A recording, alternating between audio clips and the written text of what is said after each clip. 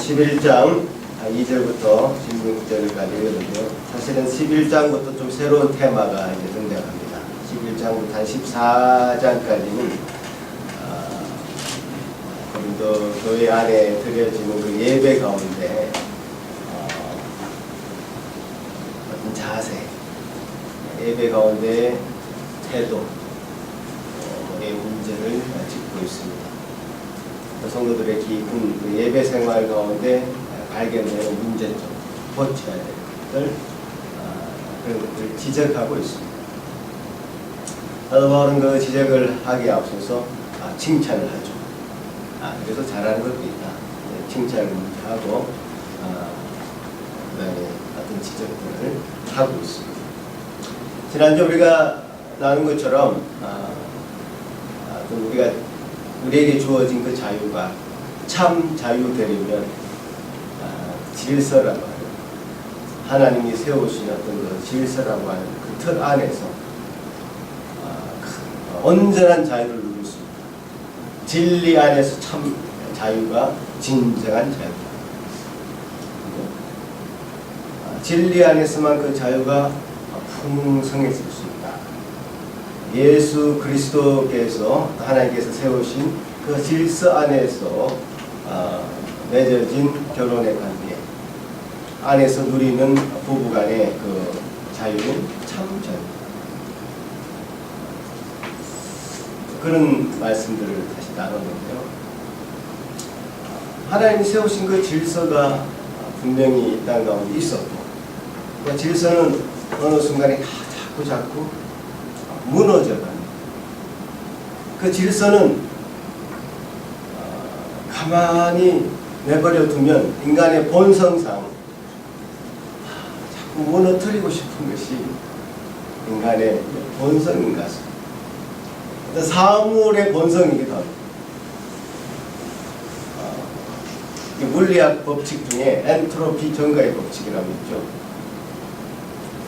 엔트로피, 쉽게 말하자면 이런 모든 사물은 이것이 100년 후에 어떻게 되겠습니까? 너들너들너들해지면서 썩어버리죠. 가만히 내버려둬도 이것은 기존의 형체를 점점 잃어가는 형태로 바뀌게 됩니다. 그 질서가 흐트러지게 됩니다.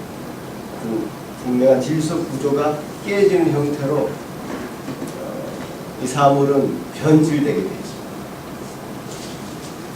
그게 이제 엔트로피 증가의 법칙이고, 물리학 법칙 중에서 법칙으로 정해집니다. 이건 변하지 않는 법칙 중에 하나입니다.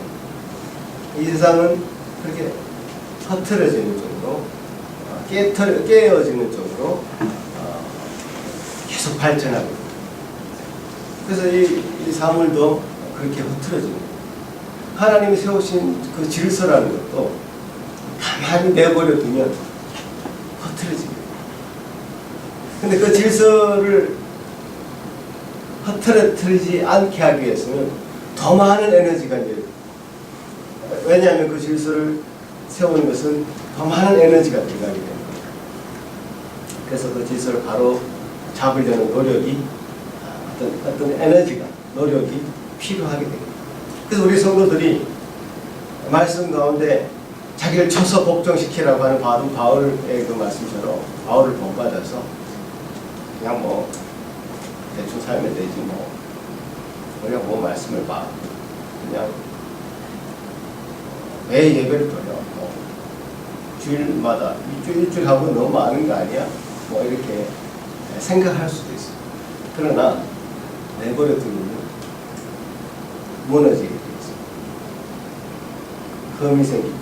구멍이 하나 생기면 그 구멍이 그대로 있지 않습니다. 점점 커집니다. 깨트려집니다. 이 창조 질서라는 것도 이제 그동안 무너져 왔습니다. 하나님이 세우신 그 질서는 이제 그대로 남아있지 않죠.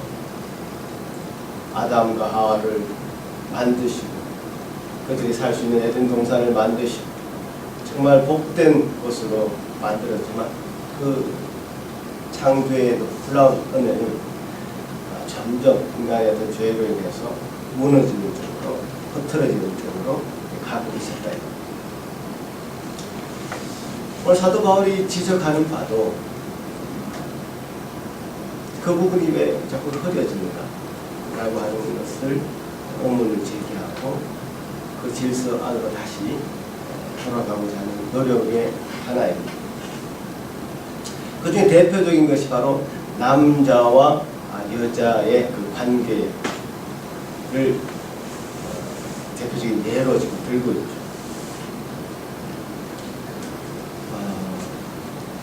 뭐 좀 그때 당시의 어떤 문화적인 상황과 지금의 상황이 조금 다르기 때문에 지금 이 본문을 여러분이 액면 그대로 이해하기는 쉽지 않으리라고 생각합니다.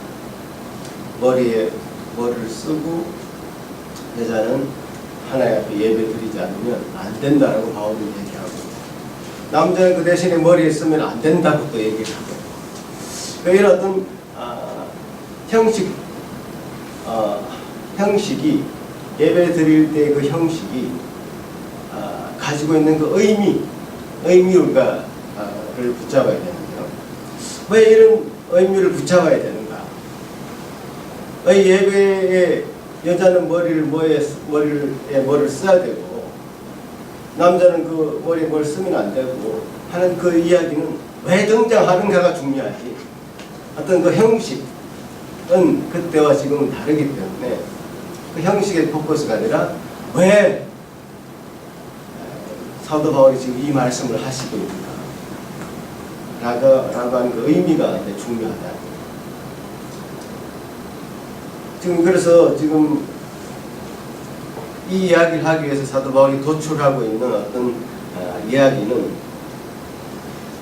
3절에 보시면 그러나 나는 너희가 알기를 원하노니 각 남자의 머리는 그리스도요 여자의 머리는 남자요 그리스도의 머리는 하나님입니다. 이제 세 가지를 얘기하죠. 남자의 머리는 누구라고요? 그리스도. 따라 그리스도. 또 여자의 머리는 남자요. 또 그리스도의 머리는 하나님이시다. 요 세 가지를 얘기하면서 이런 어떤 질서가 깨트려져서는 안 된다는 것을 지금 얘기하고 싶은 거예요. 자, 머리라고 하는 것은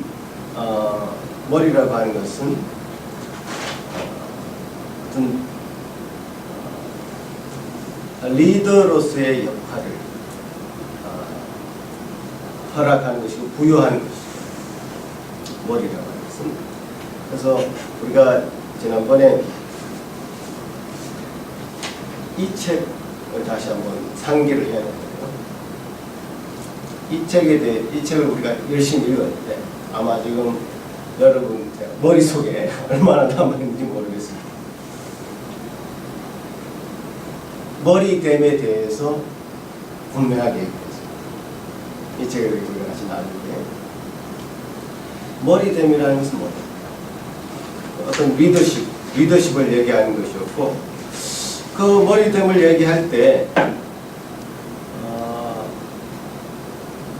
그리스도께서 남자의 머리가 되고 남자는 또 여자의 머리가 되고 또 하나님은 그리스도의 머리가 된다 라고 했을 때의 이 머리됨은 어떤 우등과 열등의 차이, 이게 아니라 우월의 차이가 아니라, 무슨 말인지 아시겠죠? 우월의 차이가 아니라 어떤 생명의 어떤 먼저됨과 나중됨, 생명이 어디서 출발했는가,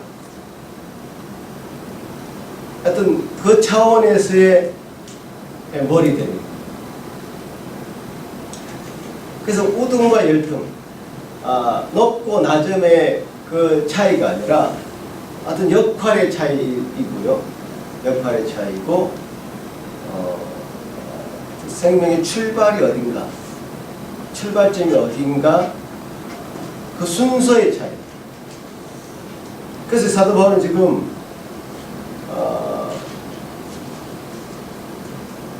8절에 보니까 남자가 여자에게서 낳은 것이 아니고 여자가 남자에게서 낳은, 이 창조 때에 창조의 그 순서를 생각해 보시면 아담이 나왔고 그 다음에 아담을 통해서 하와가 이제 등장하게 되는 것이죠. 또 남자가 여자를 위해서 지음받지 않고 여자가 남자를 위해서 지음받은 것이다.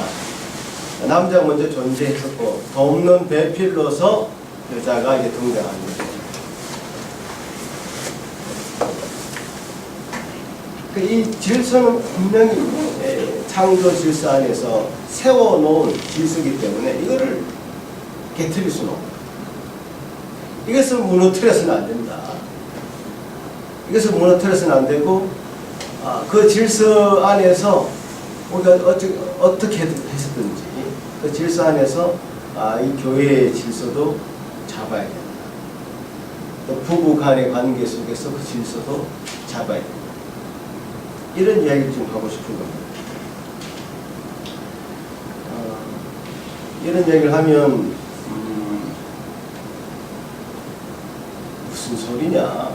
지금 시대가 어느 시대인데 부부 간에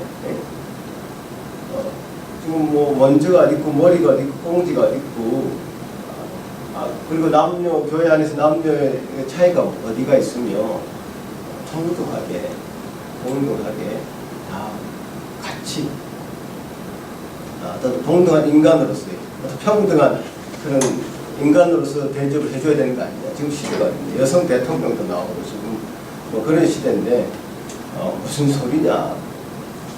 여자 목사도 참고로 말하자면 저희 교단에서는 여자 목사 인정하지 않습니다. 그 근거가 분명히 있습니다. 바로 이런 어떤 창조 질서 안에 남녀의 차이를 분명하게 우리가 인정하기 때문에 그렇습니다. 디모데전서 2장을 보시면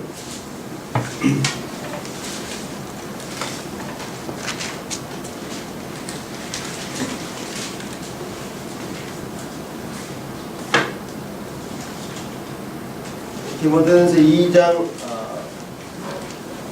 8절을 보시면 제가 좀 한번 읽어보겠습니다. 그러므로 각처에서 남자들이 분노와 다툼이 없이 거룩한 손을 들어 기도하기를 원하노라. 또 이와 같이 여자들도 단정하게 옷을 입으며 소박함과 정결로서 자기를 단정하고 따은 머리와 금이나 진주나 값진 옷을 하지 말고 오직 선행을 하기를 원하노라. 이것이 하나님을 경외한다 하는 자들에게 마땅한 것입니다. 11절 여자는 일체 순종함으로 조용히 되어라. 12절 여자가 가르치는 것과 남자를 주관하는 것을 허락하지 아니하노니 오직 조용할지니라. 자, 13절에 근거를 밝히고 있습니다. 이는 아담이 먼저 지음을 받고 하와가 그 후며 아담이 속은 것이 아니고 여자가 속아 죄에 빠졌습니다. 그러나 여자들이 만일 정숙함으로써 믿음과 사랑과 거룩함에 거하면 그 해산함으로 구원을 얻으리라. 물론 여자들이 여성들을 가르칠 수 있고 어떤 자녀들도 가르치고요. 중요한 어떤 가르침 역할에 분명히 섭니다. 하지만 전체 어떤 질서 속에서는 남자들에게 그 역할을 감당하도록 창조 질서는 지금 얘기하고 있습니다. 성경이 분명하게 얘기하고 있지 않습니까? 이 질서가 왜 자꾸 우리는 지금 의아하게 받아들이시냐 하면 질서가 무너졌기 때문에 당연했는데 그 질서가 지금 어느새 무너져서 뭐 페미니즘, 평등주의자 이런 사람들이 그것이 뭐가 당연하지 않아요. 더 반대 거꾸로 이제 평등을 주장하고 오히려 여성 우위를 주장하고 그래서 가게 되죠. 그래서 이 성경적인 창조 질서를 제대로 이해하지 못하면 그것이 오용되게 되어서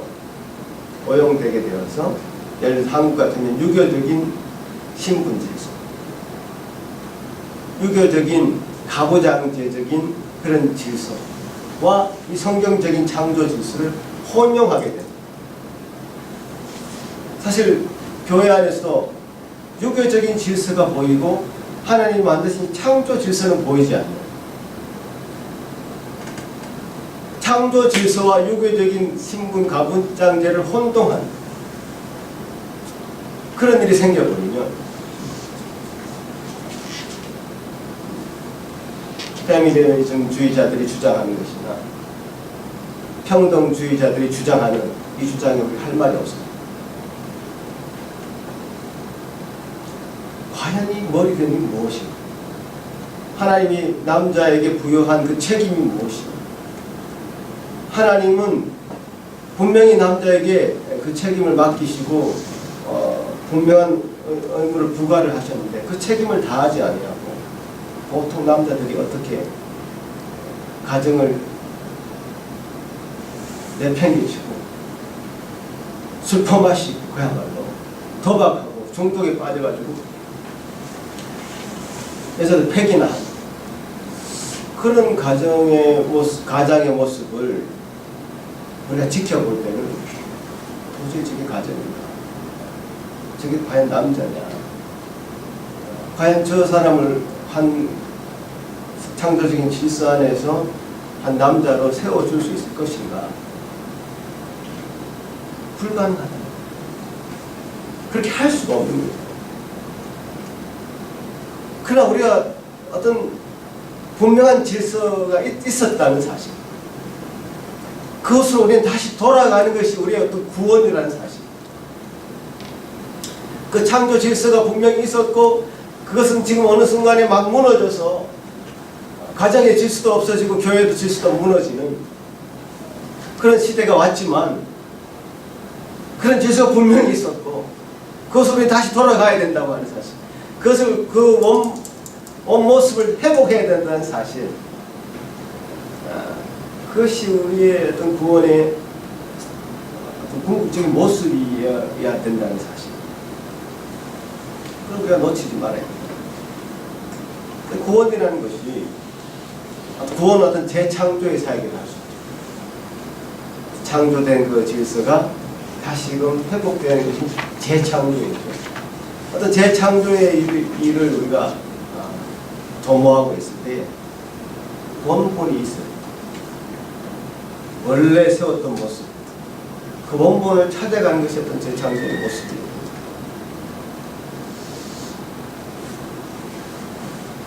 그런 의미에서 참 우리에게 주어진 이 가정의 모습, 교회의 모습 속에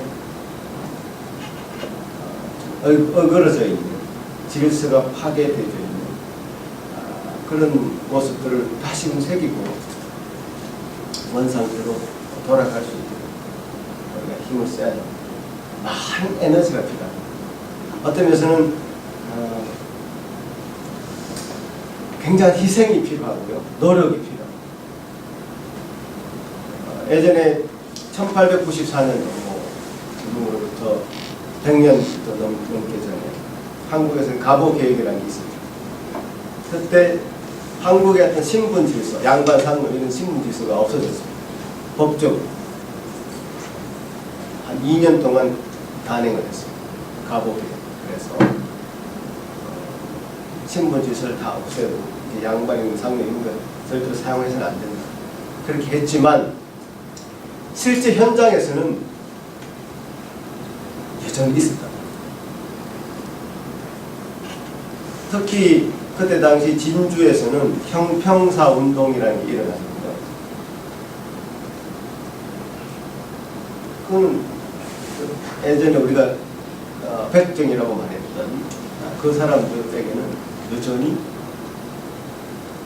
어떤 학교에 다닐 수 있는 권한도 주지 않고 그 자녀들에게는 여전히 애기도 마찬가지로 학교를 못 다니게 하는 그런 일이 여전히 있었다. 그게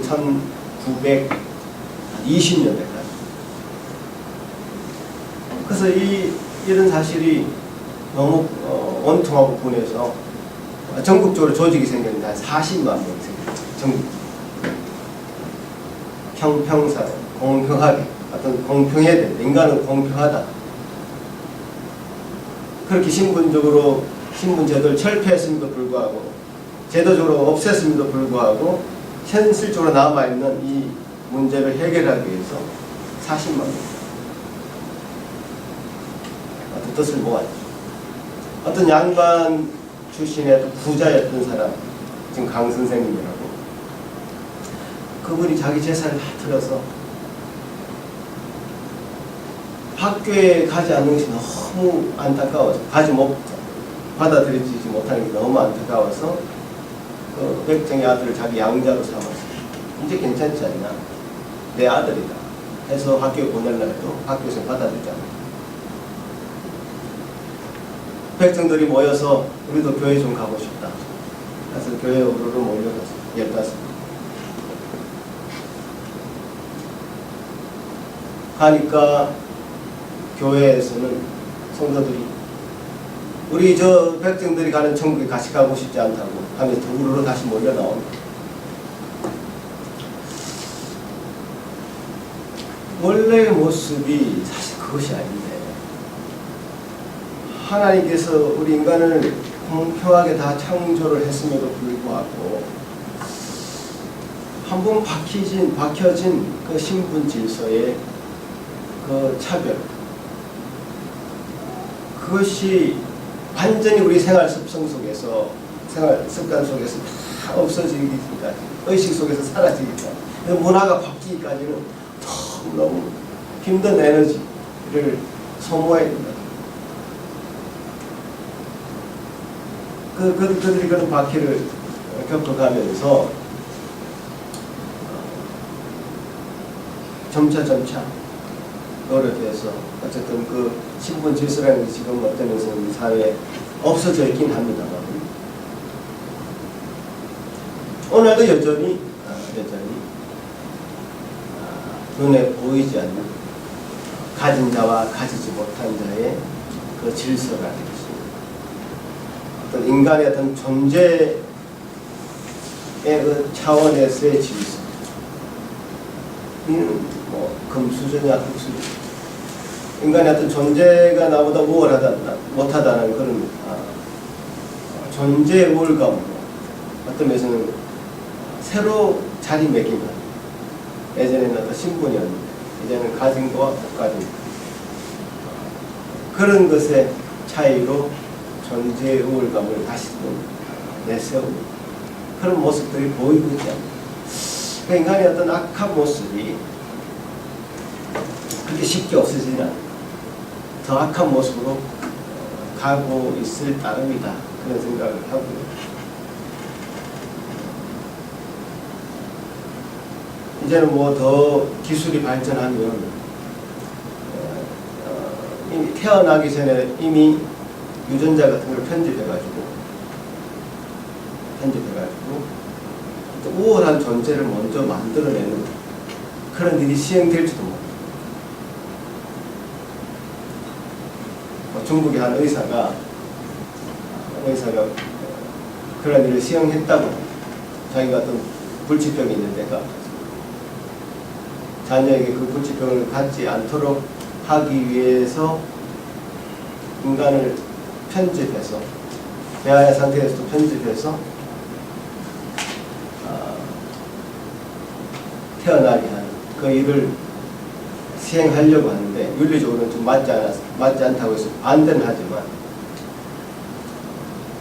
그런 일이 언젠가는 시도되고 있고 연구하고 있고 하다는 것은 언젠가는 가능해질 것이라는 시대가 오는 것이죠. 그래서 인간들은 계속해서 자신의 우월함을 더 정명해 보이려고 하고 더 나타내 보이는 쪽으로 가게 될 것은 분명합니다. 이러한 시대에 우리가 지금 다시 창조 질서로 다시금 돌아가서 우리가 지금 맞이하고 있는 이런 시대에 바로된 남자상, 바로된 남편의 상, 바로된 여성상, 바로된 아내의 상, 그것을 제대로 잘 정립하지 않고요, 언젠가는 또 이 교회를 무너뜨리는 일로, 가정을 더 무너뜨리는 일로 가게 될 것입니다. 이런 얘기가 고리타분하게 느껴지는 것은 당연하다고 생각합니다. 왜냐하면 이미 우리는 너무 다른 문화 속에서 익숙해져 왔고, 이런 얘기하는 자체가 진짜 구시대 신분 질서를 얘기하는 그런 것으로 느껴질 수 있기 때문에 그렇게 느껴지는 것은 당연하다고 생각하는데, 분명히 알아야 될 것은 성경 말씀은 이 창조 질서를 우리가 놓치지 말아야 되는 분명한 얘기로 얘기하고 있다는 사실입니다. 제프리 브로마일러가 그의 책 God and Marriage에서 이렇게 설명하고 있습니다. 남자와 여자의 관계에 대해서, 하나님이 자기 형상대로 사람을 창조하셨듯이 하나님은 하나님 자신과 자기 백성과의 영원한 결혼의 형상대로 지상의 결혼을 창조하셨다. 하나님의 형상대로 사람을 창조하셨는데, 그것은 하나님의 형상대로 창조된 그 인간, 그러니까 남자와 여자였겠죠. 그 남자와 여자를 창조하셨는데, 하나님은 하나님과 우리 백성, 교회의 관계를 신랑과 신부의 관계로 표현하고 있죠. 신랑과 신부의 관계. 그래서 어떤 영원한 결혼, 영원한 결혼으로, 결혼의 관계. 그래서 그런 관계로 하나님과 우리 인간의 관계를 설명하고 있는데, 그 모습 그대로 남편과 아내의 관계를 설정하십니다.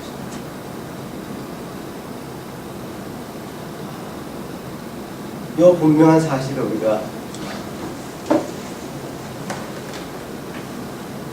말씀 가운데 확인해야 될 것입니다. 에베소서 5장을 보면 이런 말씀들이 있습니다. 5장을 한번 가볼까요?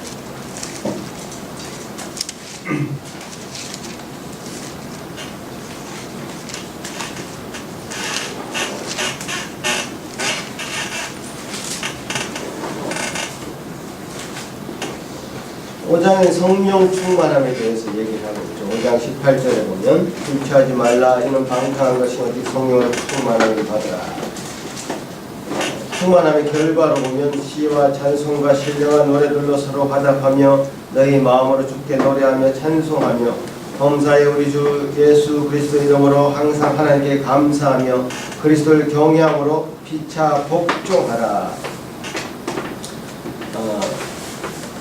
아마 평등주의자들은 이 피차 복종하라라고 하는 그 부분을 강조할 것입니다.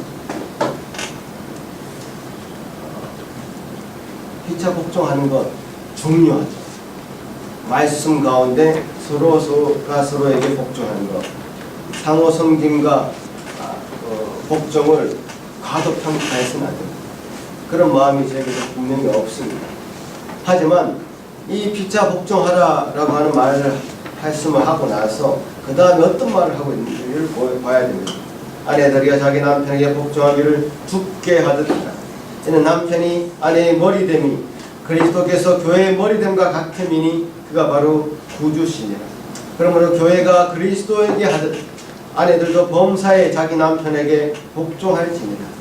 남편들아 아내 사랑하기를 그리스도께서 교회를 사랑하시고 그 교회를 위하여 자신을 주심같이 하라. 이는 물러 씻어 말씀으로 깨끗하게 하사 거룩하게 하시고 자기 앞에 영광스러운 교회로 세우나 치나 주름 잡힌 것이나 어떤 것들이 이런 것들이 없이 거룩하고 흠이 없게 하려 하십니다. 이와 같이 남편들도 자기 아내 사랑하기를 자기 자신과 같이 할지니 자기 아내를 사랑하는 자는 자기를 사랑하는 것이라.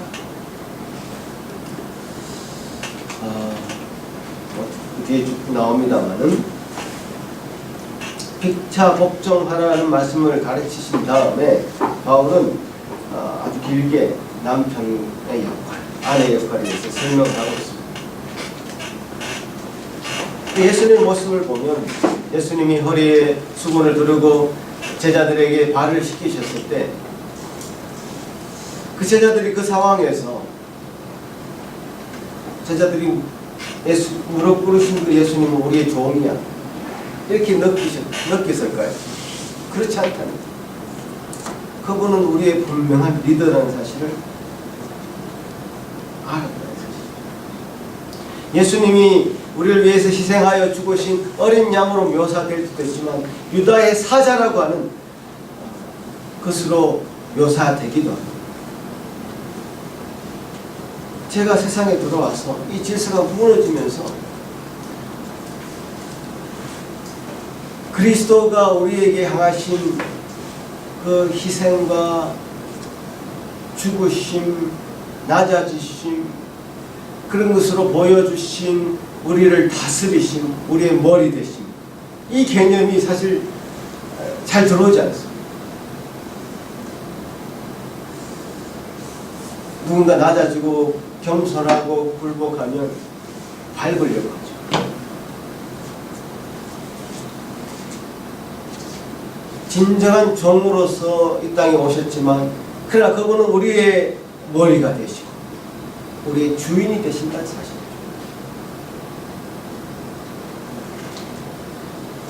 그 우리가 가지고 있는 죄로 인해서 남자의 어떤 겸손하고 어떤 자애로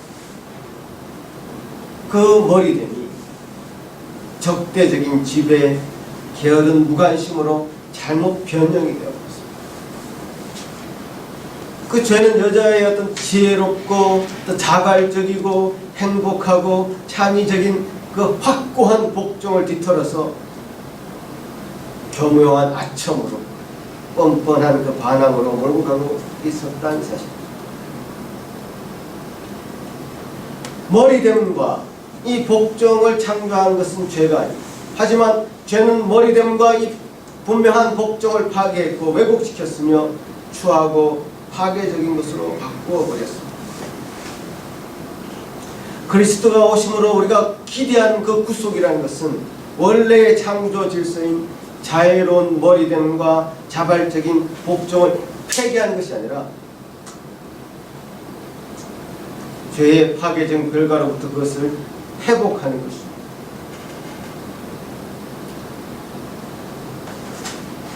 제가 아까 보여드린 이 책에서 존 파이프 목사님은 그 리더십이 뭐냐, 머리됨이 뭐냐, 가정 안에서 남편으로 그리스도처럼 섬기는 그 리더십은 보호하고 공급해야 되는 주된 책임을 담당해야 되는 거룩한 소명이다 이렇게 네 가지를 해야 된다. 첫 번째, 물질적으로 공급해야 된다. 음식과 주거를 공급해야 된다. 두 번째, 영적인 공급을 해야 됩니다. 하나님 말씀과 영적인 지도, 교훈을 격려를 할 수 있어야 됩니다. 남자들. 세 번째, 물리적인 보호를 해야 됩니다. 적이나 자연재해나 질병으로부터 보호할 수 있어야 됩니다. 네 번째, 영적인 보호가 있어야 됩니다. 기도나 훈계, 어떤 특정 영향력이 집안으로 들어오지 못하도록 막아줘야 됩니다.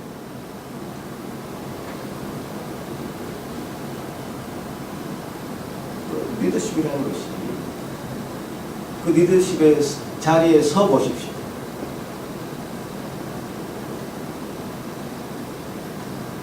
서서 자기 마음대로 군림해가지고 강압적인 복종을 이끌어내는 그 자리가 아니라 자기 자신이 온전히 죽어야만 하는, 예수 그리스도처럼 자신을 희생해야만은 얻어낼 수 있는 머리됩니다.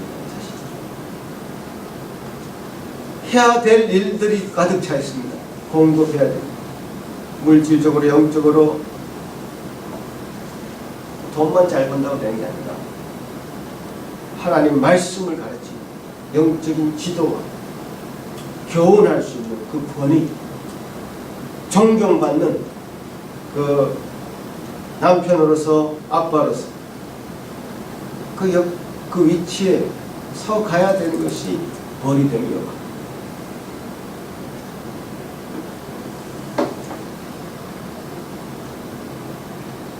한 가정의 가장은 신앙의 가장이죠. 신앙의 주도자이죠. 신앙으로 그 가정을 이끌어 갈 수 있는 힘을 그 가장이 가지고 있어요.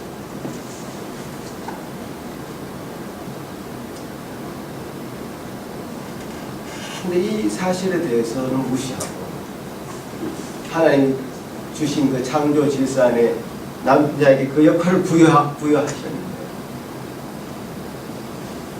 예수님이 교회에게 하신 그 일, 교회를 세우기 위해서 희생하시고 공급하신 그 일, 이 남자에게 부여된 일이라고 그 일에 대한 분명한 소명을 가지고 한 가정에서 그 역할을 감당하도록 애써야 될 것입니다. 이건 무시하고 내가 이 집안의 가장이다. 왜 내한테 인사해? 왜 내한테 뭘 갖다 주냐? 물 떠와. 물 떠와. 리모컨 가져와 하면 리모컨 가져와. 이렇게 변질이 됐어요.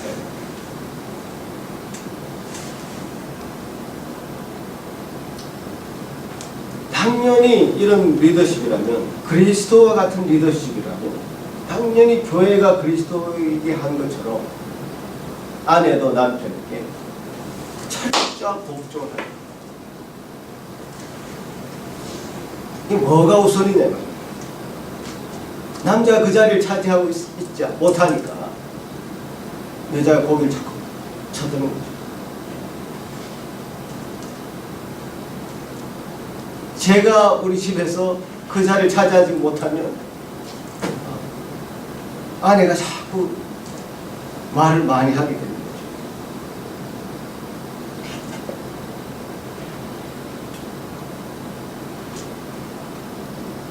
저는 이 말씀이 여자에게 사도 바울이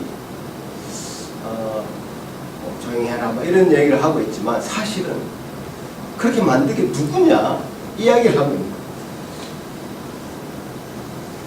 과연 지금 여자가 그렇게 하도록 만든 장본인이 누구냐? 이 가정을 누구에게 맡겼느냐? 누구로부터 시작되었느냐? 남자로부터 시작된 것이 아니냐? 라고 얘기하는 거예요. 남자를 질책하는 것이 사실 여자를 질책하는 것처럼 보이지만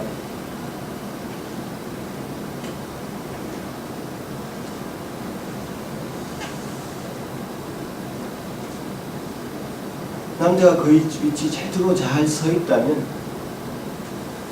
여성들은 자발적인 정말 그 안에 얼마나 그 아름답고 따뜻함과 상냥함과 어떤 사랑스러움이 그 안에 있습니다. 안아주지 않을 수 없죠.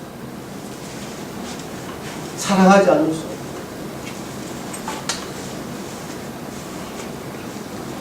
그런 마인드로 남편을 걱정하고 섬깁니다. 그런 가정의 모델이 분명하게 자리 잡을 때 자녀들도 그것을 보고 그런 가정이 또 태어납니다. 그래서 그런 가정이 점점 많아질 때 하나님 나라는 더 분명하게 서가리라 그렇게 믿는 것입니다. 사도 바울 시대에 이미 고린도 교회는 그런 모습이 무너지고 있는 것을 직감한 거죠. 왜 그랬을까요? 사도 바울 시대에 고린도 사회라는 것은 그야말로 이방 사회였고 헬라적인 문화가 지배하던 시대였기 때문에 세상의 이방의 어떤 여러 가지 풍속들이 그 안에 교회 안에 들어왔을 가능성이 많죠. 왜 우리가 이 머리에 뭘 써야 돼? 머리에 뭘 쓴다는 것은 그때 당시에서 받아들여지는 것은 나에게는 주인이 있습니다 라는 뜻입니다. 나에게는 주인이 있습니다. 그런 어떤 전통이 지금 이슬람 문화권에서도 있어서 히잡 같은 게 있습니다. 예전에 조선시대에 보면 우리 여인들도 밖에 나갈 때 결혼한 여인들은 뒤집어 썼습니다. 내게는 주인이 있습니다 라는 뜻입니다. 그런 의미로 이제 한 것이죠. 머리에 쓴다는 것은 머리에 뭘 씀으로써 쓰지 않은 남자와 어떤 동등한 존재로서 하나님 앞에 나올 수 있는 그 자격을 갖추게 되는 것이죠. 그런데 이제 어떤 문화적인 차원에서는 그런 문화적인 배경이 있고요.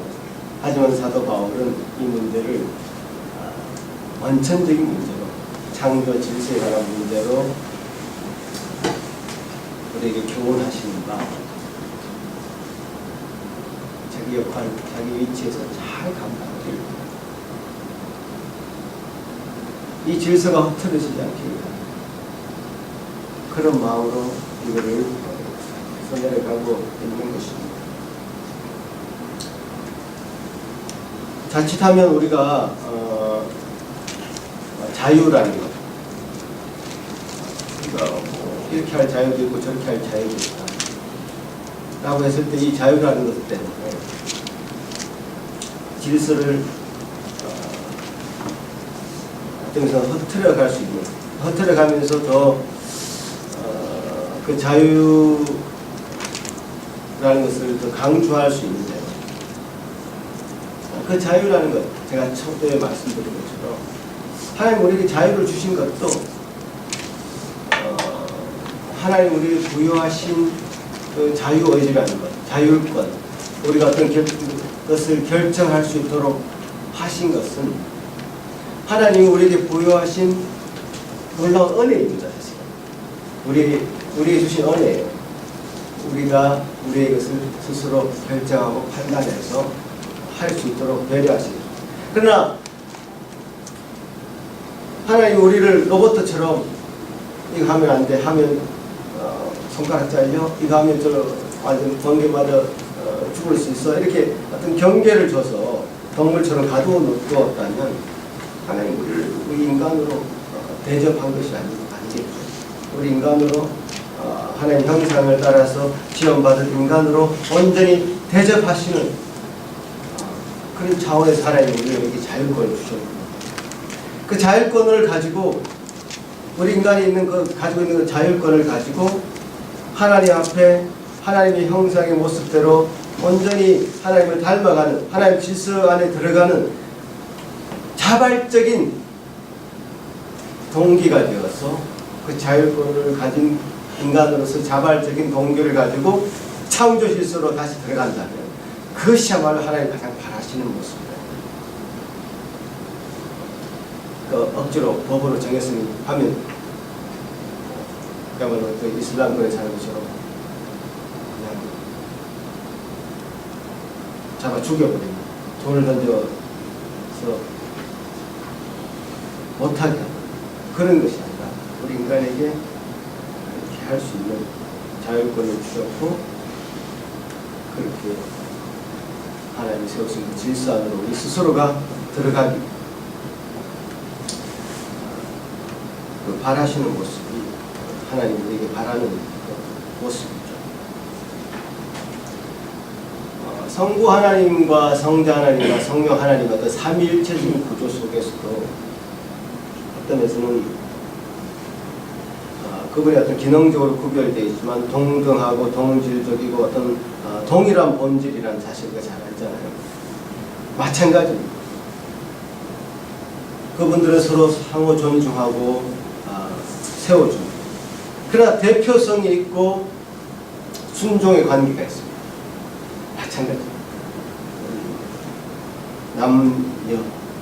남편과 아내의 그 관계 속에서도 기능적으로는 구별되지만 동등하고 본질적으로 똑같습니다.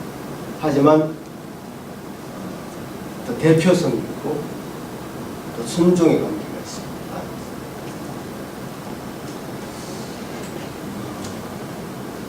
그런 사실에 대해서 사도바울은 지금 이 오늘 본문뿐만 아니라 다른 여러 본문에서 강조하고 있는데요. 우리가 다 다 소개는 못하겠고 그 정도로 오늘 1차적으로 말씀을 나누는 걸로 하겠습니다. 정리하자면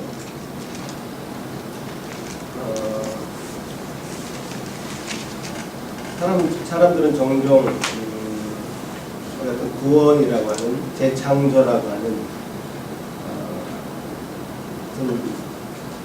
진리 앞에 진리를 찾아가는 영적인 일에 있어서 그것을 도모함에 있어서 어떤 창조 질서를 무시하는 그런 경향이 있을 수 있습니다.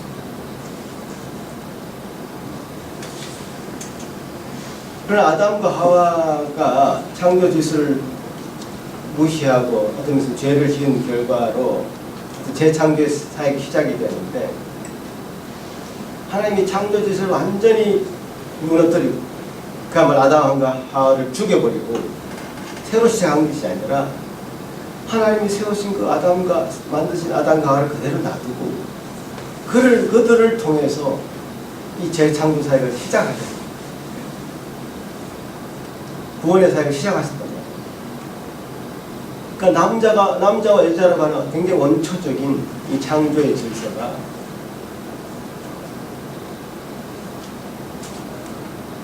유지되고 있었고 그 질서 안에서 또 구원의 역사가 새로운 역사가 시작이 되는 것입니다.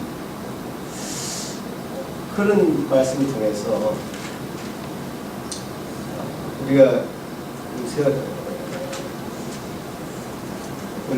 우리 가정을 바라볼 때, 우리 교회를 바라볼 때 하나님의 세우신 어떤 창조의 질서, 남자를 만드시고 또 여자를 만드시고 남자를 가장으로 세우시고 또 남자에게만 어떤 것을 말씀을 전할 수 있는 권위를 세우시고 성경 66권의 저자들 중에 사실 여자는 없습니다. 죄송하죠. 사도들 12명도 여자가 없어요. 일시적으로 뭐 도보라 같은 사람 지도자로 세웠을 때도 있었지만 지속적이지 않았습니다.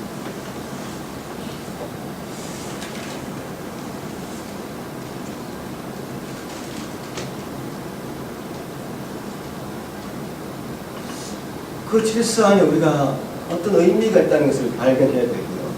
그 질서를 우리가 깨트리는 쪽으로 가는 것이 아니라 그 질서가 가지고 있는 의미를 다시 한번 확인하고 그 의미를 우리 교회에서 가정에서 구체적으로 실현하는 더 풍성하게 드러내는 그런 것을 우리가 나아가야 된다.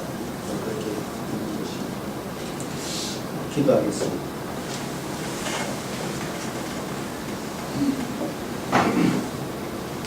아버지 하나님 감사합니다. 오늘 우리에게 주신 이 귀한 말씀을 통하여 하나님께서 우리 안에 세우신 창조의 질서가 무엇인지 잠시 상고하는 이런 시간을 가졌습니다. 이 말씀 우리에게 요구하는 바가 무엇인지 참 분명히 더 알기를 소망합니다. 또 그래서 우리 가정에서 교회 안에서 참 이 말씀이 더 분명해지고 그래서 남편으로서 아내로서 남자로서 여자로서 해야 될 역할과 그 위치 분명히 알게 도와주시고 그래서 참 우리 가정이 우리 교회가 더 든든하게 살아갈 수 있도록 도와주시옵기를 소망합니다. 주님, 이 질서가 많이 무너지고 있는 시대에 우리가 살고 있기에 이 말씀이 좀 생경하게 들릴 수 있는 점 우리가 잘 압니다. 하지만 주님, 말씀이 우리가 요구하는 바가 분명하기에 이 말씀을 부여잡고 우리가 기도합니다. 우리 가정을 온전히 회복시켜 주시고 우리 교회를 온전히 회복시켜 주시옵소서. 참으로 주님이 원래 만드신 모습으로 아름다운 모습으로 하나님 그리스도의 머리가 되시고 남자가 여자의 머리가 되며 그리스도가 또 남자의 머리가 되는 그런 참으로 아름다운 대표성과 또 복종함이 충만하게 일어난 저희의 모습들 될 수 있도록 도와주시옵소서. 주님 감사합니다. 우리에게 주신 이 말씀 좀 부여잡고 한 걸음 한 걸음 우리 가정의 변화를 위해서 또 교회의 분명한 모습을 위해서 나아가는 저들 되게 하여 주옵소서. 예수님 이름으로 기도하옵나이다.